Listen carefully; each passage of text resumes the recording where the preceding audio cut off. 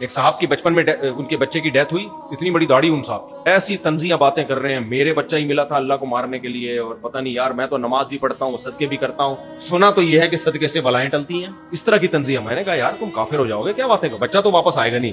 اللہ کسی کے جذبات سے متاثر نہیں ہوتا کہ اس کو بہت ٹینشن ہوئی ہے, مجھے برا بلا کہہ رہے ہیں, چلو بچے کو ریورس کر کے زندہ کر دو, اپنا ثواب کیوں برباد کر رہے ہو. تو بھائی ہر طرح کی پریشانی سے بچنے کی کوشش کرو, آ جائے تو ناشکری مت کرو, ناشکری مت.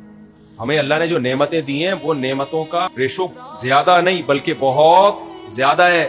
تھوڑی تھوڑی پریشانیاں ہلکی پھلکی, ہم تو ان تھوڑی پریشانیوں کو بھی عذاب بنا کے پیش کرتے ہیں. جیسے قرآن نے کہا ہے ومن الناس, لوگوں میں کچھ لوگ ایسے ہیں جعل فتنۃ الناس کا عذاب اللہ, تھوڑی سی آزمائش آتی ہے اس کو اللہ کا عذاب سمجھنا شروع کر دیا.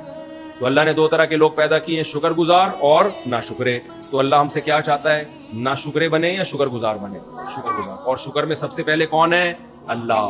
اچھا اس کا شکر ادا ہو سکتا نہیں ہے کسی بھی قیمت, لیکن اللہ نے کہا چند کام کر لو تو میں سمجھوں گا ہو گیا ادا, چند کام کر لو تو میں سمجھوں گا شکر ادا کر دیا. وہ چند کام کیا ہیں؟ 5 ٹائم نماز پڑھ لو بھائی جماعت کے ساتھ.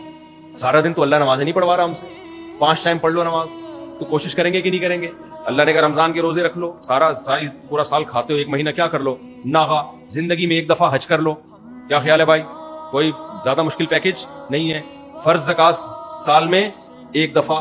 اس کے علاوہ اللہ نے کہا تمہارے مال میں مسکینوں کا اور تمہارے رشتہ داروں کا حق ہے.